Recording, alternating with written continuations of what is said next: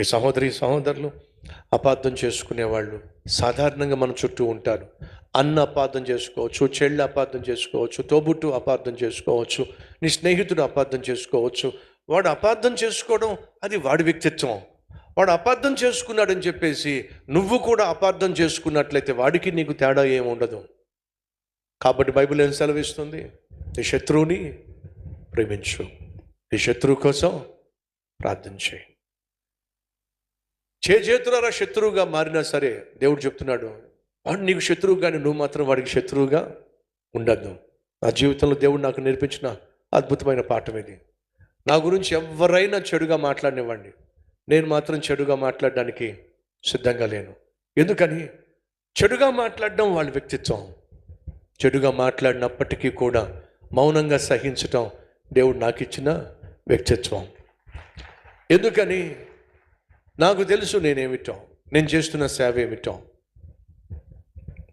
వాళ్ళతో వాగ్వాదానికి దిగడానికో, వాళ్లకు బుద్ధి చెప్పడానికో, వాళ్ళు రాయి వేశారనుకోండి, తిరిగి రాయి వేశాను అనుకోండి, మళ్ళీ రాయి వేస్తారు.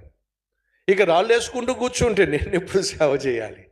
ఇంత అద్భుతమైన సేవ దేవుడు నాకు ఇచ్చినప్పుడు ఆ రాళ్ళు వేస్తూ ఉంటే సాధ్యమైతే తప్పించుకోవడం, 1-2 పడినా సరే పట్టించుకోకుండా ముందుకు సాగటమే దేవుడు నాకు నేర్పించాడు. ఈ సహోదరి సహోదరులో మీ జీవితంలో కూడా మేలు చేస్తే కీడు చేసేవాళ్ళు ఉంటారు. యేసుక్రీస్తు ఈ లోకానికి మేలు చేయడానికి వచ్చాడు, మరణించడానికి వచ్చాడు, పాపులను రక్షించడానికి వచ్చాడు. కానీ అపార్థం చేసుకున్నారు, అన్యాయపు తీర్పు తీర్చారు, దెయ్యాలకు రాజు అని చెప్పి అన్నారు. సిలువ వేయండి, సిలువ వేయండి అని చెప్పి అన్యాయంగా సిలువ వేసేశారు. ప్రాణంగా ప్రేమించిన మనిషిని తన ప్రేమ చూపించడానికి వస్తే చంపేశారండి. చనిపోయినా సరే ఆయన మనిషిని రక్షించడానికే తన ప్రాణాన్ని త్యాగం చేశాడు.